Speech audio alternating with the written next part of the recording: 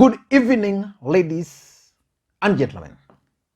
I hope this video will find you in good health.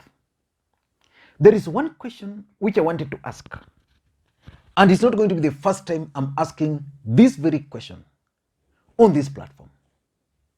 Who is leaking information to Dennis Itumbi?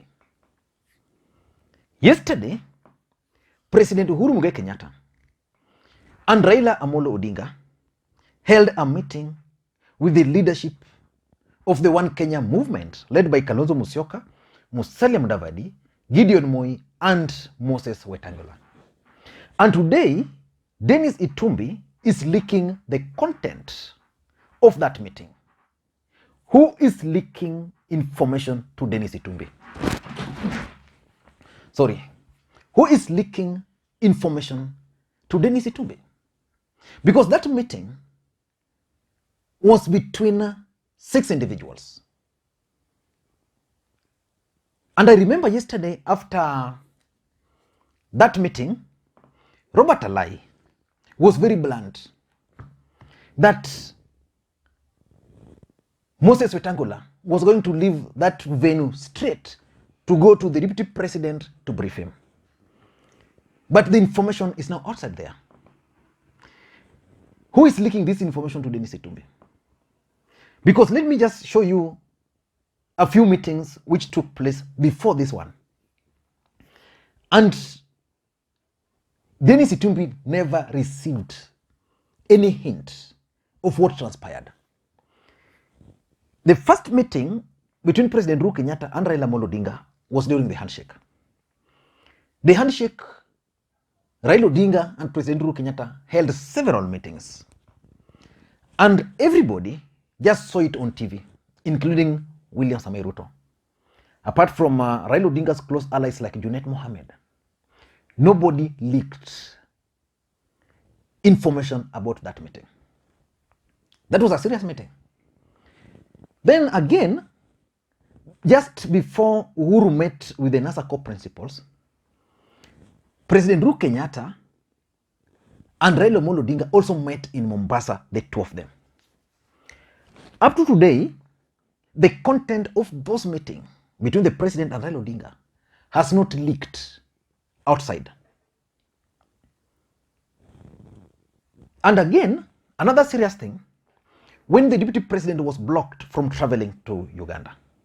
So if Dennis Itumbi has access to intelligence reports, probably William Ruto would not have been embarrassed the way he was embarrassed going to the airport and being locked or blocked at that point, because these things are planned.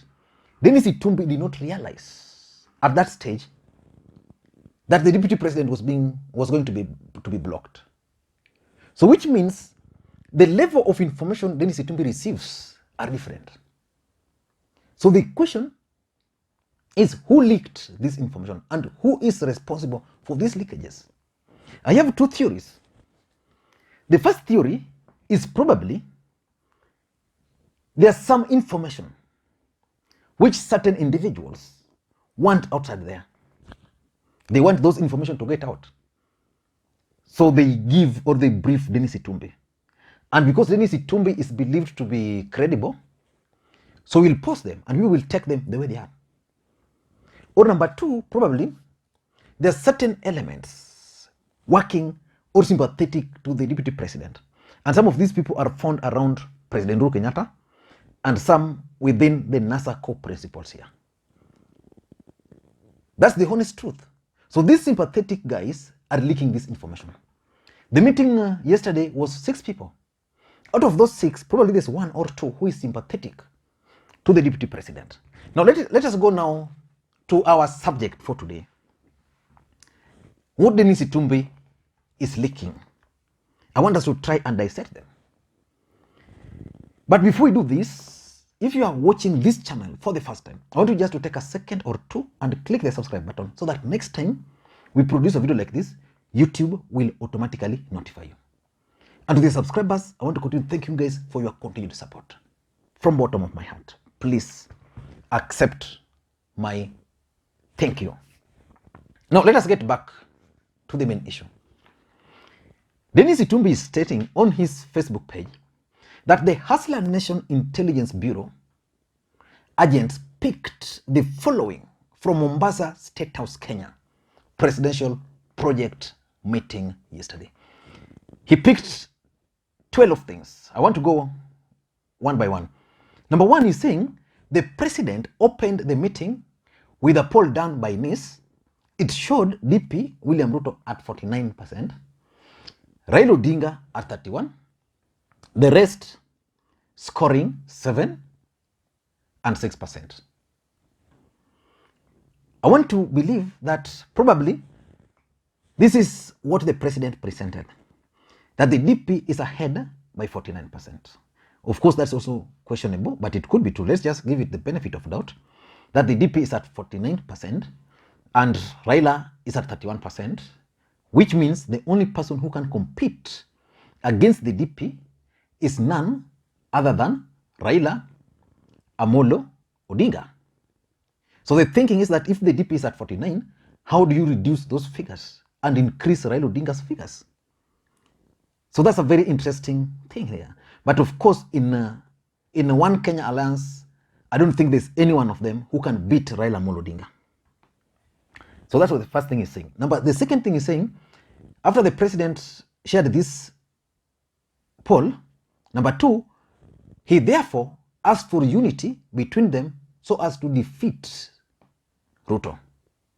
Of course, I've maintained on this platform that President Uhuru Kenyatta has one primary objective: stopping William Samoei Ruto from succeeding him in 2022. So Dennis Itumbi is now accepting that President Uhuru Kenyatta is out to defeat his deputy. Itumbi has been on record severally stating that according to him, under their theories, the president and the rest are trying to isolate Raila Amolo Odinga so that Raila Odinga appears as a Nyanza regional leader. But from his own admission here, it's totally different from what he has always been telling Kenyans. He's saying, number three, I cannot support you if you are not united. From the poll, if you do not unite, William Ruto will even get 50 plus 1% without the need for a second round. Now, at that point, it seems the president was sending a warning to them that unless you unite, guys, stopping Ruto is not going to be easy, because Ruto is also scheming. He's also waiting that if these guys cannot unite, then definitely we cannot bank on a rerun. Number four, from where I sit, the best chance you have to win is to support Raila. He seems to have a realistic chance, but only with your support. Now there's a catch here, which Dennis Itumbi is also trying to suggest, that without the NASA core principles, Raila Odinga cannot win the presidency. Of course, with the departure of Kalonzo and with the departure of Mudavadi, Raila Odinga's chances are going to reduce tremendously, which means Raila Odinga must then go out there and win the support of the larger Mount Kenya region. And William Ruto is still the king in the larger Mount Kenya region. So that's what the president is trying to tell these guys, that the only guy with a chance is actually Raila Amolo Odinga, but with their support. So he was appealing to them. And of course, the president has made it very clear that for him, he's willing to support NASA unless they can't unite. But if they are willing to unite, then the president assured them that he's going to support them. Then at number five, that Raila is 77. We can craft a binding agreement that make him serve one term, and we will use our entire system to make sure he is bound by the agreement. So now, I think this is now a bait, that you support Raila Amolo Odinga based on his age. He will go for one term. Then at the end of the first term, and at the end of one term, then someone else will now take over. The truth of the matter is that if Musalia Mudavadi and Kalonzo Musyoka are serious about becoming the president of the Republic of Kenya, 2022, they can't. I don't think they can beat Ruto. Even if Raila were to support Mudavadi, even if Raila were to support Kalonzo, I don't think they will defeat Ruto. Because if Raila were to support Mudavadi, it means even Nyanza, some majority, I mean, some of them, even if not majority, will go for Ruto. So that will impact on them negatively. But if Ruto were to win today in 2022, it means Musalia Mudavadi and Kalonzo will have to wait for 10 more years. So I think the issue of age is being brought up here to assure these people that Raila Odinga, compared to Ruto, will give them more fighting chance in future. And then it says, according to Itumbi, it's saying at number 6, we will even discuss and share government now, so that everyone knows exactly what they will get once coalition wins. Of course, in this country, we've witnessed openly the betrayal in the name of coalition. That's something we can't deny. Coalition agreements are just pieces of paper. So the only way you can assure people is when you agree that we are going to do this. Kalonzo, we utaleta cabinet ministers 4, Mudavadi 3, Weta 1, or Weta you go for Senate, Speaker, you know, something like that. So they are brought on the table. Then they go for an election with those in mind. And it must be an agreement which cannot be betrayed. So it's saying at number 7 that BBI is in a good place and it will most likely go through. Also have that in your plans. So the president is assuring them that BBI is in a good place. If the president shared with them that opinion poll, so it means the intelligence has also told the president that in case we go for the BBI, it's likely to go through. And if it goes through, what the president is trying to tell them here is that we are going to have a prime minister, we are going to have 2 deputy prime ministers. So all is not lost. But for me now, I don't think the issue of BBI should be left in the past. And because the president has more information, probably that's why he's pushing for BBI, and probably why Raila Odinga is also helping him to push. Number 8, that Kalonzo protested that one-term narrative, saying that he had done it in 2013, 2017 in different form. He argued it was impossible to sell the same story in his stronghold. Now, this is the biggest challenge Raila Odinga will have to deal with. How will he convince Kabas that he's going to go for one term? How will he convince Musalia Mudavadi supporters? Again, Kalonzo, Mudavadi are under a lot of pressure from their supporters and key allies to run. Because if they run, it makes their work easier on the ground. Number 9 is saying, Mudavadi also weighed in, saying the unity idea was acceptable, that they can unite, but only if Raila calmed down and played like an equal. The truth of the matter is that Mudavadi wants Raila Odinga to be equal to them. And that's actually the essence why they formed the One Kenya Alliance. The idea behind One Kenya Alliance was that Raila will leave NASA, they dissolve NASA, form this alliance, then Raila Odinga will then join this alliance as an equal partner. That will not happen. Raila cannot be equal to Mudavadi. Raila cannot be equal to Weta. Even Musalia Mudavadi knows that if you were to seek the support of Raila Odinga, that support cannot be equated to the support of Weta or even Gideon Moi. Because Raila Odinga has support, he has the experience. Raila Odinga he has campaigned in this country, so he understands. So he can't be equal to Mudavadi. Number 10, that Mudavadi father told Uhuru to his face that he's on the ballot to the end and will not be supporting anyone. I see contradiction in Dennis Itumbi's statement. But again, I also believe that Musalia Mudavadi is keen on going for the presidency up to the ballot. He wants to go for the presidency up to the ballot, and Mudavadi is eyeing parliamentary seats, Senate, governors, and MCS. Even if he's going to come number 3 or 4, he doesn't care. But he believes that in Western Kenya, he can get enough members of parliament so that he can qualify for political parties funding after the next general election. Number 11, the Oka One Kenya Alliance also said Raila had not announced his candidature publicly and therefore should not be considered a candidate until he does so.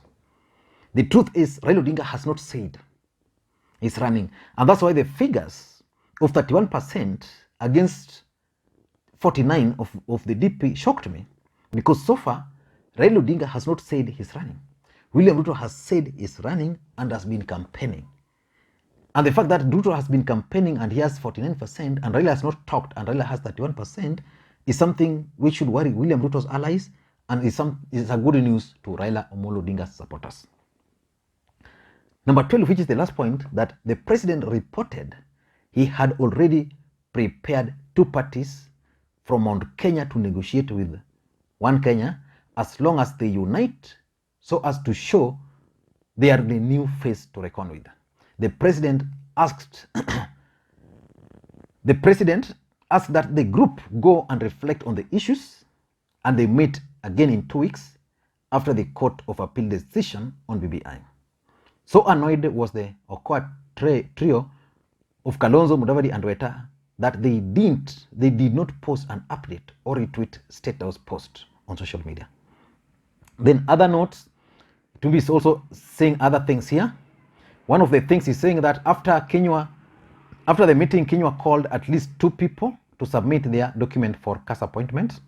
That President Uhuru Kenyatta had earlier met Kingi, Governor Kingi at Statehouse. Kingi, our agent's report, is leaving ODM to form a party that will enter negotiations with Oka.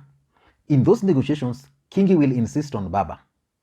In yet another move by Uhuru and Raila to convince Oka. So basically, and this is interesting, that King is going to join the One Kenya Alliance movement, but he's going to insist on Raila Odinga, that we support Raila Odinga. And he's also saying something very interesting, that before the meeting, Raila requested to appear in the meeting with Oparanya so that he is not outnumbered by Oka Kenya group, by Oka Kenya. The presence of Oparanya in this meeting was very interesting, because Oparanya is not a party leader. He comes from Western Kenya. In Western Kenya, we had 2 leaders, Mudavadi and Weta. And personally, I tend to think that the presence of Oparanya is what annoyed Musalia Mudavadi.